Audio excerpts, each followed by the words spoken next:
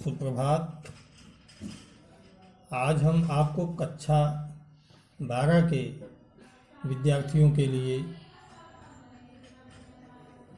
हरिऔध द्वारा रचित काव्य प्रिय प्रवास के पवन दूतिका का अगला भाग पढ़ाएंगे। पवन दूतिका में राधिका जी पवन को अपना दूती बना के कृष्ण के पास संदेश भेजती हैं और कैसे उनको जाना है कृष्ण के पास, रास्ते में क्या क्या मिलेंगे उसका वर्णन करते हुए आगे बताती हैं मथुरा धाम पहुँचेंगे, वहाँ की व्यवस्था कैसी है, मथुरा के मंदिरों की व्यवस्था कैसी है, वहाँ क्या करना है और कृष्ण के पास पहुँचने पर कैसे उनको पहचानेगी। इन सब का वर्णन हरिऔध जी ने इस छंद में किया है। देखिए आप लोग। जाते जाते पहुँच मथुरा धाम में उत्सुका हो, न्यारी शोभा वर्त नगर की, देखना मुग्ध होना, तू होएगी चकित लग के मेघ से मंदिरों को, आभा वाले कलश जिनके दूसरे अर्क से हैं। देखे पूजा समय मथुरा मंदिरों के मध्य जाना, नाना वाद्यों मधुर स्वर की मुग्धता को बढ़ाना, कीमा लेके रुचिर तर की शब्दकारी फलों को धीरे धीरे मधुर रब से मुग्ध हो बजाना। तू देखेगी जलत तन को जा वहीं तद्गता हो, होंगे लोने नयन उनके ज्योति उत्कीर्णकारी, मुद्रा होगी वर बदन की मूर्ति सी सौम्यता की, सीधे सादे वचन उनके सिक्त होंगे सुधा से। नीले फूले कमल दल सी गात की श्यामलता हो, पीला प्यारा वसन कट में पहनते हैं फबीला, छूटी काली अलग मुख की कांति को है बढ़ाती, सदवस्त्रों में नवल तन की फूटती सी प्रभा है। देखो, राधिका जी पवन को कह रही हैं कि आप यहाँ से आगे बढ़ेंगी तो जाते जाते पहुँच मथुरा धाम में उत्सुका हो। जाते जाते आप उत्सुकता पूर्वक जब मथुरा के धाम में पहुँचेगी तो न्यारी शोभा वर नगर की देखना मुग्ध होना। तो उस मथुरा धाम की, कंचन नगरी की सुंदर शोभा को देखकर उस नगरी पर आप मोहित हो जाना। तू होएगी चकित लग के मेघ से मंदिरों को। राधिका जी कह रहे हैं कि अय पवन, तुम वहां सुमेर पर्वत जैसे ऊंचे मंदिरों को देखकर आश्चर्यचकित हो जाओगी। आभा वाले कलश जिनके दूसरे अर्क से हैं, जिनके जो कलश हैं उन मंदिरों के ऊपर के कलश, उनको देख के ऐसा लगता है कि जैसे दूसरा सूरज हो। अर्क माने सूरज। तो कहने का मतलब यह है राधिका जी के कि कह रही हैं कि अय पवन, जब तुम जाते जाते मथुरा धाम पहुंच जाना तो मथुरा धाम के सुंदर नगर को देखना, उस नगर पर मोहित होना, और वहां जब तुम ऊंचे विशाल मंदिरों को देखोगी जो सुमेर पर्वत के समान ऊंचे हैं, उनको देखकर तुम आश्चर्यचकित हो जाओगी।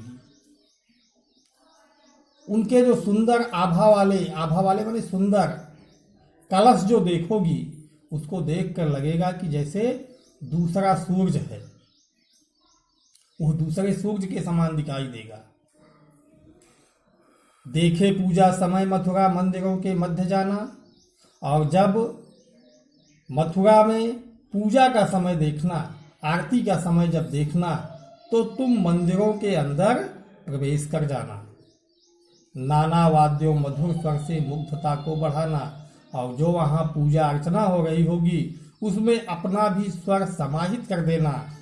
नाना वाद्यों, तमाम वाद्य यंत्रों के द्वारा उस मधुर स्वर की मोहकता में वृद्धि कर देना। कीमा लेके रुचिर तक के सब कारी फलों के, और किसी एक सुंदर पेड़ के फल रूपी शब्दों को लेकर, क्योंकि फल के माध्यम से तुम आवाज करना, धीरे धीरे मधुर रब से मुक्त हो बजाना। धीरे धीरे उन मधुर फलों को एक दूसरे के टकराहट के द्वारा उस पूजा अर्चना में अपने शब्दों को जोड़कर उसकी भव्यता को, उसकी सुंदरता में वृद्धि कर देना। कहने का मतलब ये है, हरिऔध जी के राधिका जी कह रही हैं कि अय पवन, जब वहाँ पहुँचना तो तुम मंदिरों को देखकर मोहित होना, मंदिरों के मध्य में जाना और देखना जब पूजा का समय हो, जब वहाँ मंदिरों के अंदर पूजा के समय जाना तो अपने बेग के द्वारा तुम वहाँ के सुंदर पेड़ों के फलों को एक दूसरे से टकराहट के द्वारा बजाना और उस आरती पूजा में जो वाद्य यंत्र हैं उसी के साथ अपने स्वर को भी लगा के उनकी मोहकता में वृद्धि कर देना, उसकी आवाज में और सुंदर बना देना। ठीक, आगे कह रही है, तू देखेगी जलत तन को जा वहीं तदगता होंगे लोने नयन उनके ज्योति उत्कीर्णकारी। कह रही है इसके बाद जब तुम वहां से निकलोगी तो कैसे पहचानोगी कृष्ण को, कृष्ण की क्या पहचान है। कह रही हैं तू देखेगी जलद तन को, जलद माने बादल, बादल के समान सांवले शरीर वाले कृष्ण को तुम देखोगी, उनका दर्शन तुमको मिलेगा। वहीं तदगता हो, वहीं जाकर उनके सामने उपस्थित हो जाना।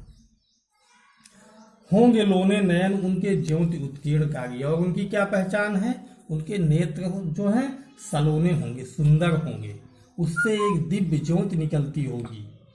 मुद्रा होगी वर बदन की मूर्त की सौम्यता से, और उनके मुख की मुद्रा कैसी होगी, बिल्कुल एकदम सौम्यता होगी, शालीनता होगी।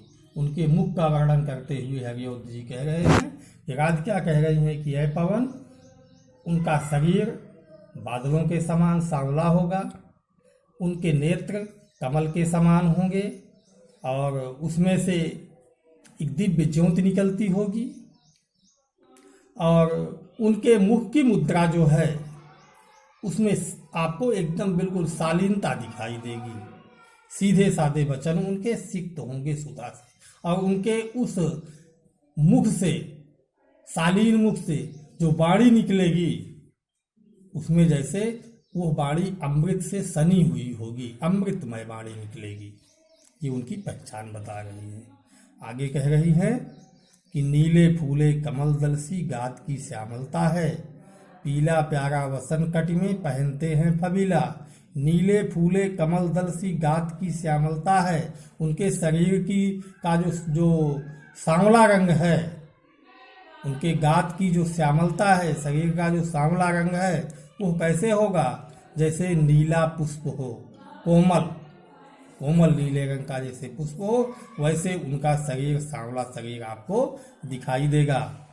पीला प्यारा वसन कट में पहनते हैं फबीला, और उस सांवले शरीर पर वस्त्र कैसे होगा, पीले रंग का, जो कमर में पीले रंग का वस्त्र धारण किए होंगे, जो उनके उस सांवले शरीर पर बहुत ही सुंदर लगता होगा, फबीला। छूटी काली अलग मुख की कांति को है बढ़ाती, और एक चीज और पहचान बता रही है राधिका जी, कह रही है छूटी काली अलग, अलग माने बाल, काली माने काले रंग का बाल, उनके उनका काला बाल उनके मुख पर लटकता होगा। छूटी काली अलग, एक अलग छूट गई होगी बंधन से, और जो उनके मुख पर लटकती होगी। छूटी काली अलग मुख की कांति को है बढ़ाती, उनके मुख की सुंदरता को और बढ़ा रही है।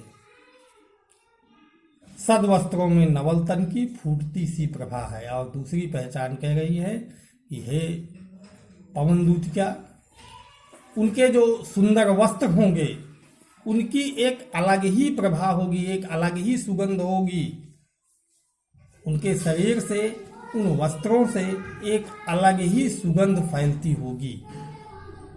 इस प्रकार से कहने का मतलब है कि राधिका जी कह रही हैं कि यह पवन, सीधे साधे जाना, उन मंदिरों में प्रवेश करना, मंदिरों में अपने द्वारा अपने हिसाब से वाद्य यंत्रों को बजाना, उस समय कीर्तन और भजन की सुंदरता में और भी भव्यता लाना, और उसके बाद कृष्ण की पहचान बता रही है कि सांवला शरीर है उनका, सुंदर दिव्य ज्योति उत्कीर्णकारी नेत्र है, पीले वस्त्र धारण किए हुए है। इस प्रकार से राधिका जी पवन को अपनी दूती बना के श्री कृष्ण के पास भेज रही है। तो ये छंद यही समाप्त होता है। अगला वीडियो हम आपको फिर भेजेंगे। धन्यवाद।